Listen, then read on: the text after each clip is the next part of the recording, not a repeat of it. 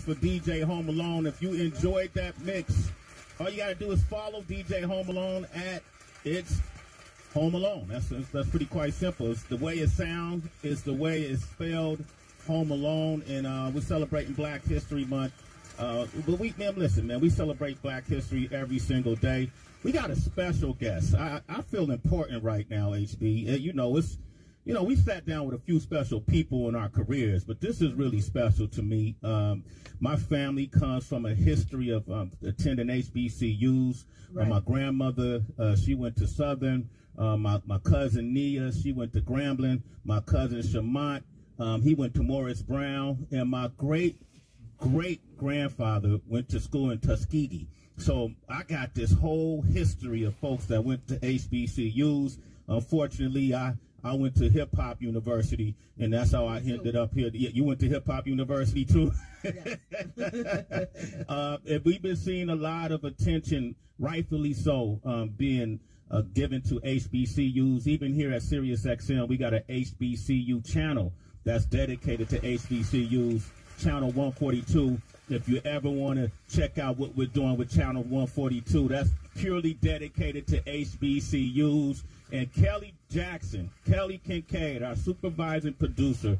Boy, if there's anybody that ever waves a flag for Jackson State University, they don't wave it quite like she does. I mean, you cannot mention any other marching band in the sonic boom of the South. Otherwise, you're going to get into an incredible debate. When Coach Prime decided to go over there, who's also a citizen of Sway in the Morning, I think she might have sent them some champagne and said you made the right choice. I mean, so many different people are now looking at Jackson State University, rightfully so. Even Travis Hunter, the #1 high school recruit, chose to attend Jackson State University, and what a lift that was, putting the spotlight on HBCUs. And today, I've been saying it all day, man, we got the president of Jackson State University, the one and only Thomas Hudson. Hold up, Dr. Thomas Hudson is with us today. Man, hey, my brother, how you feel? How you feel this morning? I'm feeling great, and thanks for that introduction. I hope my mom was listening. That was awesome. Thank you so much. Absolutely. Well, I'm happy to have you on, and Kelly was telling me about the student ambassador program that FedEx is partnering with Jackson State University. Now, I wanted our citizens, because we got a lot of college-age people that tune into our show, and then we got a lot of parents who kids are trying to choose where to go to school, and we always push HBCUs for a number of reasons. But can you break down this student ambassador program that you guys are involved with? Absolutely. And look, I appreciate the opportunity to come on this show, and I appreciate you using your platform in such a positive way to highlight HBCUs, and in this case, Jackson State in particular. But, the Student Ambassador Program is part of our partnership with FedEx, and it's really part of FedEx's overall commitment to HBCUs. They have a partnership with about 8 HBCUs. They chose 2 students from each HBCU to be a part of a student ambassador program. Provides them entree really into the corporate world. Just this week, one of the representatives, one of our ambassadors, was able to accompany myself along with the other presidents to the New York Stock Exchange to participate in the bell ringing. And, how cool is that for a student, a business major, to literally go on to the New York Stock Exchange, go on the trading floor, and really participate in that type of event, interact with corporate VPs, corporate titans, ride the FedEx corporate jet to New York. That was just a wonderful experience. And it's really indicative of FedEx commitment to HBCUs, and certainly their partnership with Jackson State in particular, and really that increased engagement you're seeing with HBCUs. And kind of to go to your point when you're talking about how do you encourage and how do you make the sale to the parents, right? Yeah. How do you convince parents? And one of the reasons I'm happy that I'm in this market today is because when you talk about affordability and access, the ability to access a high quality education at a price that doesn't leave you drowning in debt, and offers you the same type of corporate partnerships, those corporate engagements, those things that will really help take you to your next level, the internships, job placement opportunities, and you can do that right at an HBCU in a place that's built for you and your culture and that nurturing environment. So, it just captures really why you should choose JSU Of course, I'm always going to ride for JSU first, and like Kelly in that respect. But really, why you should really look at HBCUs and the value and the importance of HBCUs. Dr. Thomas Hudson says, "Well done, man. I know FedEx. They're actually pledging $5 million in donations, right? They're going to put at least $5 million behind this program.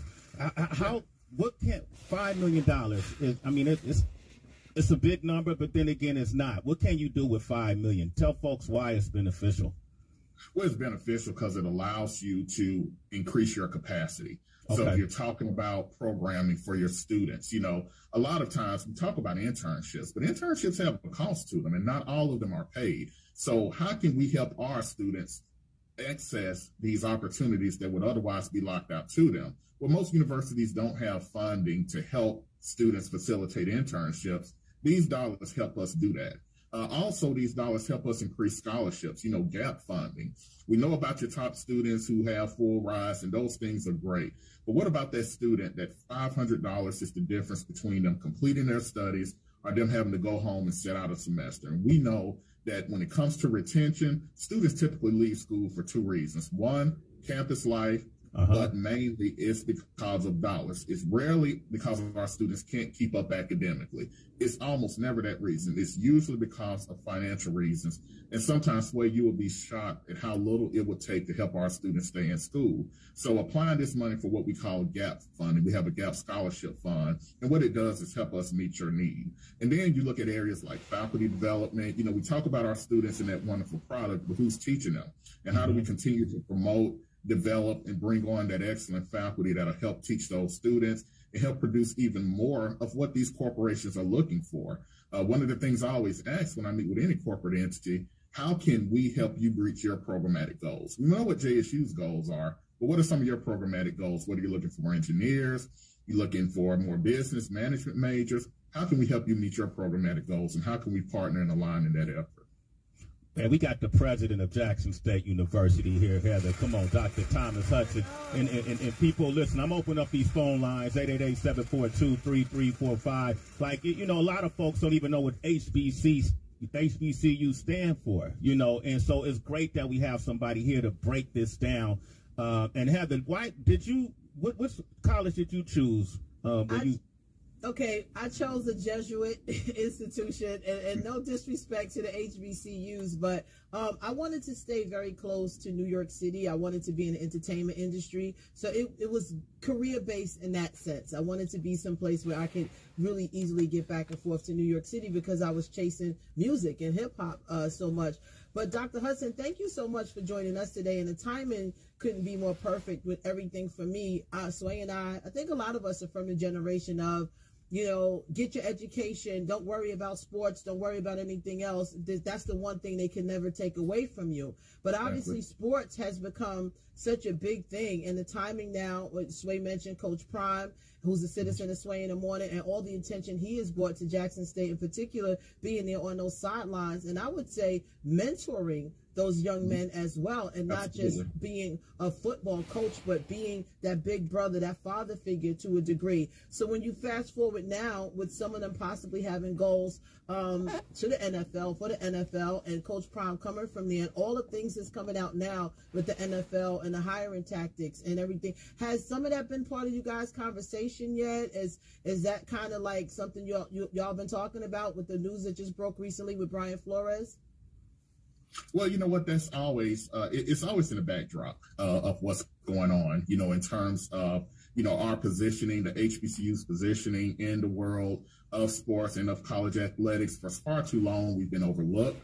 You have talented student athletes. You know, Jackson State has 4 Hall of Famers, more than any other institution in the state of Mississippi. Wow. Really more than a lot of PWIs, right? And so, you know, when you look at how long HBCUs have been overlooked, and then you look at what Coach Prime brings to the table, shining a spotlight on the talent that was already there first and foremost, and then bringing on more talent, increasing the profile of Jackson State. And that's bleeding over, as you can see, into other HBCUs. It's really having a positive impact on college football in general. It's richer, and that's one thing we have to make sure, you know, diversity being America's superpower. College football is richer when HBCUs are a main part of the conversation. When we're ignored, you're missing so much in terms of the culture, the pageantry, the on-game experience. You're missing so much of that when you don't make HBCUs a part of the conversation. So what Coach Prime is doing is really reintroducing HBCUs to the part of the mainstream conversation. So when you turn on Sports Illustrated, ESPN, you go on Sports Illustrated, you're seeing us, and you're seeing us not as a sideshow, not in the background, but you're seeing us first and foremost, opening up the door for those student athletes in particular, and also at other HBCUs. I want to ask you, because you mentioned the PWIs, and you graduated, your undergrad, you went to the University of Mississippi? No, actually, Jackson State. You went to Jackson State. Get it right. Yes, sir. Okay, my bad. How dare you, Dr. Sway? You got it partial. I did get my law degree from the University of Mississippi School of Law. Okay. Don't play me out, Doc. Don't play me out like that. I knew it was in your repertoire. It's on the resume. It's a wonderful experience in Oxford. But, I believe blue and white. JSU grad, grew up around the school. JSU has been a part of my entire life. So, yes, very, very proud of my JSU roots. Okay, so can you talk about the differences between HBCU and the PWI that you from your own personal experiences? Well, and let me couch this by saying, obviously, all schools are different. Every experience is going to be different. So I don't pretend to know what's best for each and every individual. Okay. I will say that HBCUs were created for us. They were created as a safe haven for African Americans to get educated. Now, obviously, our doors are open to all. One of the things I'm doing here is after I leave this, I'm going to Connecticut to a community college to do an MOU signing to help that pipeline of students access that affordable, great JSU education that I was talking about earlier. But really, HBCUs were created for us. The culture, the nurturing, the environment, it was created with African Americans, us in mind, and really those of a lower economic demographic in mind. You don't necessarily see that at most of your PWIs. Okay, not to say those aren't great schools to attend, not to say that they don't do things and try to intentionally bring others into the fold, but it's a lot different when it was created with you in mind. The culture is you, not for you, but it is you, and you really feel that. And also that sense of leadership and that sense of confidence. There's a sense of confidence that you gain unknowingly even when you see us in leadership. When you look at the president, it's an African-American male that has a very similar background to you. And when you look at your professors, if you're, whether it's chemistry, biology, whether it's English, public health, business, these are people who have succeeded in the field who look like you and are showing you real life, day-to-day examples of what you can become. And when we bring our alumni back and when you see our successful alumni, 50,000 strong, doing all these great things, these are people that look just like you, have similar backgrounds as you. You can't put a price on that. And that is something that you really only get to experience at an HBCU. So again, I always tell everybody, you go to the college that's best for you. You certainly go for the situation that works for you. Everyone's experience is going to be different. But when you talk about HBCUs, you just cannot ignore those factors I just named. Dr. Thomas Hudson, we got the president here with us, HB. When you talk about the successes of the prominent alumni, can you drop some names? Is that possible? Or some of the things I can. Hey, look, I can drop a few names. We're here in New York, so I have to mention our music mogul, Cortez Bryant, who's doing great things and actually teaches a course, managed Drake, Lil Wayne, and actually teaches a course at Jackson State University. Very well attended, does well. I have to talk about my mentor, Dr. Rob Page, former Secretary of Education. JSU graduate as well. I have to talk about our alumni president, Dr. Alexia Norwood, a prominent doctor, Henry Ford Hospital in Detroit, Michigan. And again, just so many others. I could go down the list, but we have a rich history of JSU alumni, 50,000 strong. It's interesting. I had dinner last night with Kelly and some of our other alumni here. And, all New York residents who are JSU alums. Here doing great things in all types of industry, really achieving their dreams. These are names that you may not know, but they've all been able to take who they were and become who they were meant to be from and with their JSU education. So again, I would love to run down the whole list, but I think that would take the entire show. So. Oh, wow. That's a stunt right there, Dr. Thomas Hudson. we got a lot of people on the phone lines. I want to talk to them. I also want to talk about curriculum at Jackson State University. I know a lot of new programs are created because of economics, social, and sometimes demographic trends. So are there any new degree programs that you guys are currently offering? Well, we have, we offer a comprehensive curriculum spread about 5 colleges, engineering, technology, of course, liberal arts, education, public health, business.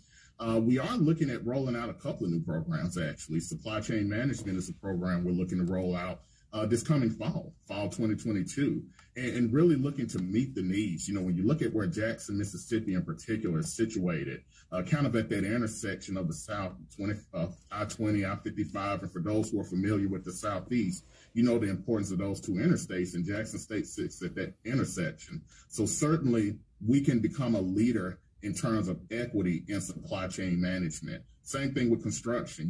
We have there's a building boom going on in the United States with infrastructure, a lot of different things happening. What is our place in that? What is the place of the African-American businessman in the area of construction, and how can Jackson State help meet that need by offering the programs and offering the curriculum that allows students to access those types of fields, those lucrative fields, and become those entrepreneurs and become some of those names that you'll hear me mention at later times. So again, we're doing a lot of different things. Public health, we were heavy in our COVID response, had partnerships with the CDC in terms of really bringing out and helping distill that misinformation that you were seeing at the very early stages of COVID.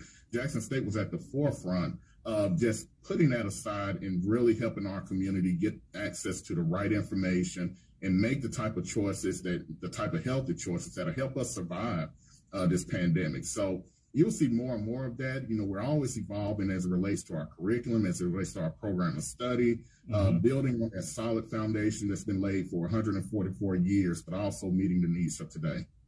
Dr. Hudson, I wanted to ask, just in your opinion, how long does it take for a freshman student to adjust? Like, say, a kid like myself, when I was coming out of high school, a black female, I heard of these HBCUs. I would see Howard and all the different bands and stuff but I would always think, like, I'm from the New York, New Jersey area. I don't want to go to Mississippi. I don't want to go to this culture shock for me, and I'm black. Like, how long does it take for a kid to adjust? Because people have these ideas of what the South may be like or what this may be like. Do a lot of kids return because they just can't deal with it? Because if I was in a car listening right now, I would say I want to go there, but it could be difficult to make that jump from New York to Mississippi. Yeah, look, sometimes it can be difficult to make the jump from Jackson to Jackson when it comes to being from college, when you're going from high school to college. But your point, that's right on point. And it was part of, we had an interesting conversation last night about that, like the culture shock, of course, of coming from New York to Mississippi. One of the things that helps is that when you get there, you will very likely find someone who is from your area and has a similar background. There is no specific mold. You will find all types of backgrounds, all types of regions. So coming from New York, there are other New Yorkers at Jackson State University. And one of the reasons we're doing the MOU signing and we're really trying to increase our recruiting footprint is because we don't want just one. I don't want just one Heather coming from New York, from Brooklyn. We want several of you to come. We want to be able to offer that great education to a number of New Yorkers, to a number of Californians, wherever we may be. So what you'll find first and foremost is that you're not alone. Okay. And second, college, I can't think of a better place to make those lifelong friends and lifelong connections than college.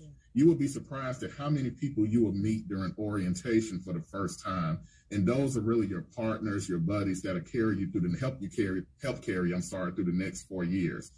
So again, I understand that concern. Everyone gets homesick. Everyone has to experience some level of culture shock, even if it's just being away from home for the first time, wherever you're from, dealing with different studies and things like that. But if you stick it out, get through those first couple of weeks, make your friends, you'll find that you'll have a successful transition in the college life. President of Jackson State University. I want to talk about funding too, because one of the things we know that is HBCUs are historically underfunded. We know that they rely heavily on federal, state funding as well, and local funding, more so than non-HBCUs. What are your thoughts about that? Well, it's interesting because what you're really saying is that lack of philanthropic support, right? The lack of those huge endowments. We don't sit on multi-billion-dollar, in some cases, endowments. I think if you look at the endowment of a Ivy League institution like Princeton or Brown, it's going to be more than all of the HBCUs combined, right? And so really we're heavily reliant because we just haven't historically had that philanthropic support. The very nature of an endowment is that it builds over time. And if you look at your typical HBCU that's really only been able to do that for the last half century or so, and you compare and contrast that with those institutions that have been building wealth for hundreds of years, literally, you see that disparity. And so that does lend us to be more dependent on tuition dollars. That does lead us to be more dependent on those federal resources, those state resources. And it's a challenge when there are lean times. There have been some pretty good times lately, but when lean times come, that does become a challenge. You do see that burden shift to the students. And, what we've tried to do at Jackson State, of course, is we haven't raised tuition for the last 2 years. And that's been intentional on our part because we want to try to bridge that affordability gap, if you will, and leave our students so they don't have so much debt, so you don't have the issue of I'm choosing my job, I'm choosing my next steps based solely on finance. I can achieve my dreams. I met one of our young alumni last night who just moved to New York, literally has been here for a week. She's here to achieve her dreams. Well, can you do that if you're saddled with debt, right? Can you take the chance to come to a place like New York and really live out your dreams, and certainly look forward to hearing her success stories going forward. But we want to create the space and the time to do that. And that's really where a lot of that comes from. Just that historical wealth that we were denied, and we're really trying to catch up. So it does leave us more dependent on tuition, on state and federal dollars. We gotta have we might have to produce another Different World, because remember when Different World came out and you just saw a rise of people applying to go to HBCUs, and that's factual. And then the other thing I think we do is we gotta scour the Instagram, and all the rappers are looking for philanthropic ways to spend their money as opposed to just showing it off. Just take a percentage of that money you're burning on everything else and invest in the community, right? We can get all those money phones. Yeah, let's put some of that money back into the community, right? And teach courses as well. And teach courses, because as Dr. Hudson said too, I think some of the other part of it, when you're thinking about going away to school, it's that cost of traveling back and forth home for the holidays. That's a cost, or you're getting homesick, or whatever the case may be. That's another cost. So kudos to you guys for not raising the tuition, because I have friends who have kids in school, and some of these schools did not stop. They did not care.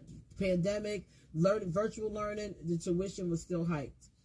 Okay. Thank you. President Hudson, we got people on the phone lines that I would love to just let them speak to you right now. We got Anthony from Ohio on the line. Anthony! Rise and shine, Ohio. Hey. Anthony, you there? Good morning, Mr. Hudson. What's up with you, Sway? Good morning, Anthony. Hey, how's it going? I've been in business for 10 years now with my cleaning and moving company.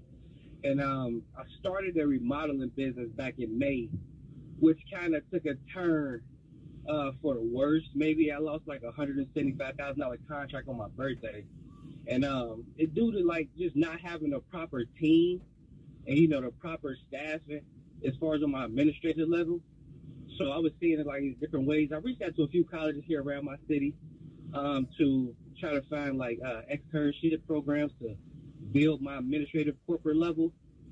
So I was just trying to see if you had any advice as far as reaching out and how should I go about building that team, and what should I actually look for, and how can I work with some of the HBCUs around, to build that network?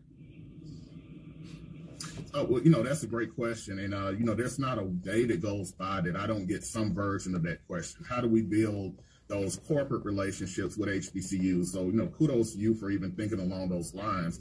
There are great HBCUs. You're in Ohio. There are great HBCUs, Wilberforce, Central State, right in Ohio, that would love to work with you, through their career services office. And partner with you on internship possibilities, job placement possibilities. When our students leave, we want them to leave with a job. So certainly if you're a company that's looking for that talent, just a great opportunity to just partner with them. So I would always start with the career services offices for those institutions. Look them up, look those seeds in a reasonable area, and just work with them and say, hey, look, I have opportunities. I have my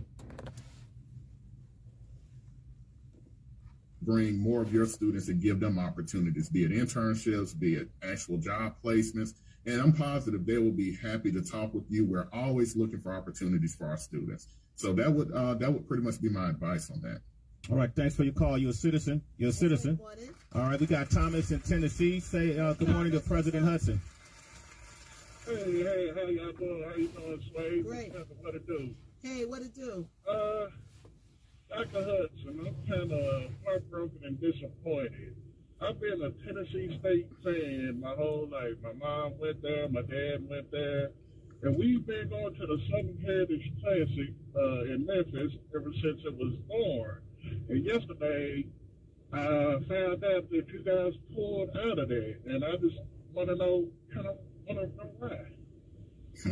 Well, look, I've been going to the Southern Heritage Classic myself since I was in college. So certainly understand the history of the game and everything. And just speaking broadly, Jackson State is always going to do what's in the best interest for the student athletes. And we're always going to make sound business decisions. So no doors closed. There's a lot, still up in the air, a lot that has to happen. We respect Tennessee State. I have great respect for Dr. Glover, who was actually with us during the New York Stock Exchange visit. And, look, we just look forward to a great football season next year. Again, just stay tuned. There's a lot up in the air, but much respect for Tennessee State, much respect for their fan base, much respect for their president. And we just look forward to a wonderful future. All right. Thank you for your call, Thomas. You're a citizen. What's way in the morning? Byron from Queens. Hey. What's up, man? What's up, B? What's up? I just got a good question. He is the president of the HBCU, right? Yeah, Jackson State University, brother. Right. Well, I just wanted to know if they received the money that Biden supposed to had signed off for $6 billion. Okay. For all HBCUs. Did you receive your end? Well, let me say this, because I have to figure out what my end is, but I will say that throughout the pandemic, I became president maybe a month before the pandemic hit. Okay, so I don't know any other environment but the one that we're in. And I can say since the beginning, the federal government has stepped up through the Department of Education, especially the Biden administration, and even before the Biden administration, in terms of offering assistance to colleges, offering assistance to HBCUs to help us weather what has been really a once in a generation, once in a lifetime type event. And they've continued to do that. The infrastructure bill has provisions in there that allows HBCUs to get that much needed, much long held out assistance for some of the maintenance issues that plague our campus. So, I support the direction they're going in. There's a lot more work to do. There's a lot more work to be done. We're going to continue to advocate for Jackson State and all HBCUs to continue to get their fair share. But I do have to acknowledge that, again, on the federal side, they have really stepped up, and as well as the state side as well. They have really stepped up during this time to help these schools really weather what's been a once-in-a-lifetime storm. We're looking forward to more as the infrastructure bill and the different provisions roll out and getting even more of our fair share. All right, thanks for your call. Byron, you're a citizen. I'm going to take one more. We're going to go to Phoenix, Arizona. President Hudson, you got them calling from every state in the country right now, man. All right, we got a black girl with the garden on the line. Rise and shine.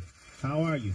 Good morning, Sway. So good to hear you back on the air. Good morning, Happy B. And thank you. Good morning. How are you? Good morning. Well, Dr. Hudson, first of all, I am an alumni of Jackson State University. I love class of 2016. So my husband and I, my family, we are huge fans. We rock with JSU. We've been rocking with you guys. I'm going to tell my age since 1990 when you guys first came out with the Southern Heritage Classic. So we've always attended. Our high schools went to that. So just seeing the Battle of the Bands is what made myself and my husband decide to go to JSU. Just really quick, my husband is a military Air Force veteran and a military spouse, and we've traveled to 50 states and overseas and all these different locations. But when they started offering those online classes, I knew it was my time to be able to go to school, and JSU was the university that I chose. My husband chose it as well, and our sons are also attending Jackson State University because we love what that financial institution does. So my question for you, sir, is, I know you probably can't tell us, but we are diehard fans. We watch every game. I mean, I have all the swag, all the stuff. We're always buying stuff from the bookstore. When is homecoming? We are looking forward to homecoming so we can plan our trip. Can you let us know when the homecoming is going to be? You know what? We haven't officially released our schedule yet. Still finalizing a few details. I promise you, as soon as possible, we're going to release that and be able to talk about homecoming. Look for it in that first week in October, thereabouts. But we're still working to finalize that schedule. So look, I understand. I know you're eager. We look forward to seeing you all come down. Sway, I look forward to you coming down and doing a remote location during homecoming. We'll release that. Yeah, we'll release that information. I promise you as soon as possible. So please, just bear with us a little while longer, okay? And I promise you'll have plenty of time to make plans and get down here. Oh, definitely, because I'm looking forward to getting back into that Veterans Arena. I mean, JSU is an amazing university. I want to encourage anyone to look at the courses because they offer so many programs. It's a very good school. There it is. Black Girl with a Garden, thank you for your call as always. That's awesome. Thank you. Hey, well, you beat me to the punch because I was going to say, hey, what does it take for us to come down there and do a live remote, during the homecoming? I would love to be a part of that. That's it? You just did it. That's all it takes. That's it right there. So, look, we look forward to having you. You heard it here. We look forward to having Sway at homecoming 2022. It's going to be a great event. We're going to party with it, but most importantly, thank you for your dedication to what JSU does and shaping and molding the minds of our future and our community. I know it's a tradition of excellence. We got one of your alumni, Kelly Kincaid, that works with us, and I mean, it's not a day that goes by that she doesn't celebrate JSU, and that kind of spirit is infectious, so it must be something extremely great happening there. Congratulations with the partnership with FedEx. Anything you want to say in closing with that partnership? Well, look, we're excited about the partnership. We look forward to a lot more that's to come. Again, we're just at the very tip of the iceberg. And look, be on the lookout for even more corporate engagement. Jackson State, we're a hot property right now. HBCUs are finally, again, getting that recognition we deserve for the things that we've always done, which is educating those talented young minds, and we're going to continue to do that. So be on the lookout for more. Any information, www.jsums.edu. Go online, fill out an application, just look around. And look, we look forward to you joining us at Jackson State University. So thank you so much for this platform. We'll be there. And let's get Wallow and Gilly some degrees because I see them on the sideline a lot for $1 million worth of games. We'll work on that. Let's enroll them in some classes. All right. Okay. No Thank you. Thank you, President Hudson. Thank you for joining us, and join us anytime. Whenever JSU has something going on, you're more than welcome to join us on this platform and let people know about it, okay? I appreciate it. Thank you. All right. Have a beautiful day. All right. As we celebrate our